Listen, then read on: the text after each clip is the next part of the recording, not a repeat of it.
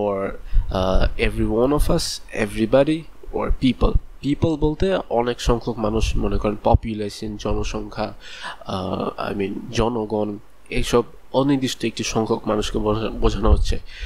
তো বাংলার সঙ্গে ফরাসির এই এর এই দু জায়গায় আমরা মিল খুঁজে পেলাম। প্রথম মিলটি হচ্ছে যখন আমরা নির্দিষ্ট সংখ্যক কোনো মানুষকে অথবা নির্দিষ্ট সংখ্যক সদস্য সংবলিত একটি গ্রুপ যখন থাকে তখন আমরা ব্যবহার করতে পারি, এবং বাংলাতে আমরা এই আমরা শব্দটি ব্যবহার করতে পারি। ঠিক একইভাবে যখন একটি অনির্দিষ্ট সংখ্যক মানুষ থাকে, অনির্দিষ্ট একটি গ্রুপের মধ্যে অনির্দিষ্ট সংখ্যক মানুষ থাকে, তখন আমরা ব্যবহার করতে পারি এবং আমরা এই আমরা শব্দটিও ব্যবহার করতে পারি। তো চলুন আমরা এটির উদাহরণ দেখে আসি। তো উদাহরণে আমরা প্রথম উদাহরণটি দেখতে পাচ্ছি। এখানে আসলে দুটো উদাহরণ, আরও কিছু আপনাদেরকে এখানে আমি আসলে আরও কিছু বোঝানোর চেষ্টা করব, কিন্তু এখানে বুঝতে হবে যে আমরা প্রথমে একটি নিয়ম দেখলাম এবং দ্বিতীয়ত আরেকটি নিয়ম দেখলাম। এই নিয়মটিও কিন্তু একটু ভিন্নভাবেও প্রয়োগ করা হয়। চলুন এই প্রয়োগটি আমরা উদাহরণের মাধ্যমে বুঝে আসি, কারণ উদাহরণ ছাড়া আসলে বুঝালে অনেক কিছুই হয়তো অসম্পূর্ণ থেকে যাবে। তো প্রথমত আমরা দেখতে পাচ্ছি যে এখানে on parle français et allemand. On parle français et allemand. Ici, on parle français et allemand.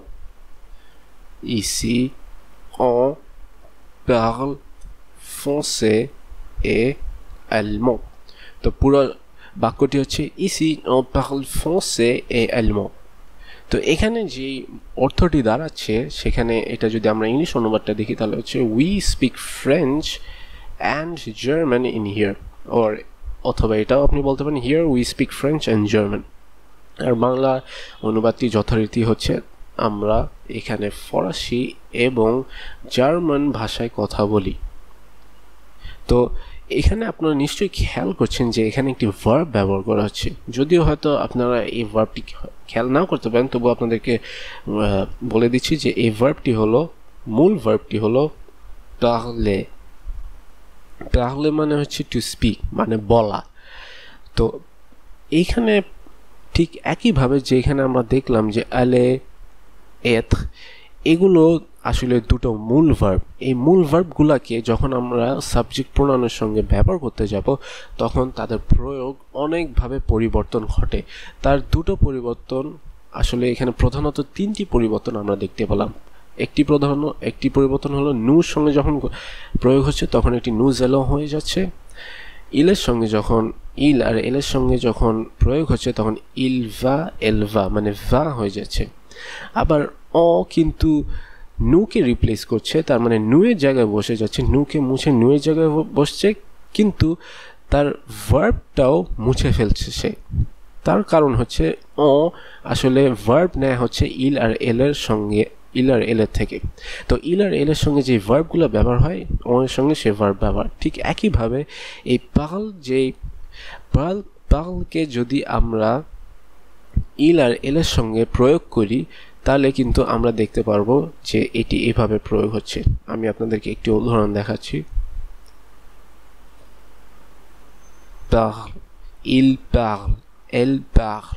তো এখানে il parle, এখানে দেখতে পাচ্ছেন যে এখানে একভাবে প্রয়োগ হচ্ছে। ঠিক একইভাবে যেহেতু আসলে ইল আর এলের থেকে ভার্বগুলো নেয়, অথবা ইল আর এলের ভার্বগুলোর সঙ্গে তার মিল থাকে, ঠিক একইভাবে আমরা এখানে ভার্বের মিল খুঁজে পাচ্ছি।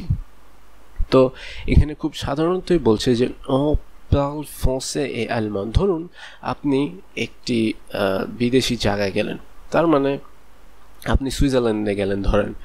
তো সুইজারল্যান্ডে কিন্তু 4টি ভাষা প্রচলন আছে, মানে লিঙ্গুয়া ফ্র্যাঙ্কা সেটাকে বলে, মানে একটি রাষ্ট্রীয় ভাষা। আমাদের দেশে যেমন বাংলাদেশে যেমন রাষ্ট্রীয় ভাষা হচ্ছে বাংলা, ঠিক একইভাবে আপনি যদি ইউএসএতে যান সেখানে রাষ্ট্রীয় ভাষা হচ্ছে ইংলিশ, আবার আপনি যদি কানাডাতে যান সেখানে লিঙ্গুয়া ফ্র্যাঙ্কা, তার মানে রাষ্ট্রীয় ভাষা হচ্ছে দুটো, একটি হচ্ছে ফ্রেঞ্চ ফরাসি আর একটি হচ্ছে ইংলিশ। তো দুটো দুদিকে বলা হয়। তো আমরা যদি সুইজারল্যান্ডে যাই সেখানে কিন্তু জার্মানটা প্রচলন আছে, ফরাসিটাও প্রচলন আছে।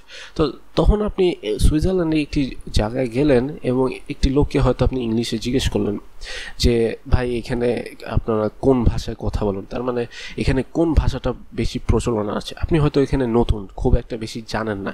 তো এয়ারপোর্টে যেসব ধরুন ইনফরমেশন ডেস্ক আছে, ইনফরমেশন ডেস্কে যে আপনি জিজ্ঞেস করলেন যে I would like to know about the languages that you speak in here, তার মানে আপনি এখানে যেই ভাষাগুলো বলেন সেই সম্পর্কে আমি জানতে চাই। অথবা আপনি একজন গাইড নিলেন, সেই গাইডকে, অথবা এটাও হতে পারে যে আপনি ট্যাক্সি ড্রাইভারকে জিজ্ঞেস করলেন যে আপনারা এখানে মূলত কোন ভাষাগুলো ব্যবহার করে থাকেন। তো সে আপনাকে এইভাবে উত্তর দিতে পারে।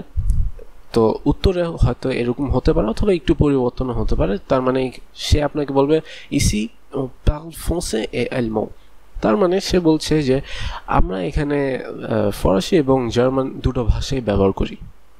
তো এখানে বোঝানো হচ্ছে যে একটি অনির্দিষ্ট সংখ্যক মানুষ, তার মানে ট্যাক্সি ড্রাইভারটা, যেহেতু আমরা এই উদাহরণটি ধরছি, তার মানে আপনি একজন বাংলাদেশি নাগরিক, আপনি সুইজারল্যান্ডে হয়তো গেলেন কোনো কাজে, এবং সুইজারল্যান্ড থেকে আপনি আপনার সুইজারল্যান্ডে নেমে হয়তো বার্নে গেলেন, বার্নে নেমে আপনি হয়তো ট্যাক্সি নিলেন, ট্যাক্সি নিয়ে আপনি হোটেলে যাচ্ছেন। তখন আপনি ট্যাক্সি ড্রাইভারকে জিজ্ঞেস করলেন যে তোমরা এখানে কোন কোন ভাষা ব্যবহার করো অথবা কোন কোন ভাষায় কথা বলো। তখন সে আপনাকে প্রত্যুত্তরে বলছে যে আমরা এখানে ফরাসি এবং জার্মান ভাষায় কথা বলি। তো এইখানে ট্যাক্সি ড্রাইভারটি মূলত আপনাকে প্রাধান্য আপনাকে এখানে দুটো ভাষাকে প্রাধান্য দিয়ে কথা বলছে, এবং সে বলছে যে এখানে আমরাটা দিয়ে অনির্দিষ্ট সংখ্যক সুইসবাসীকে বোঝানো হচ্ছে। তার মানে এখানে অনির্দিষ্ট সংখ্যক সুইস নাগরিককে বোঝানো হচ্ছে, অথবা যারা সুইজারল্যান্ডে ওই জায়গাটাতে থাকে। সুইজারল্যান্ডে এক এক জায়গায় মানে বিভিন্নভাবে বিভিন্ন ভাষার ব্যবহার হয়।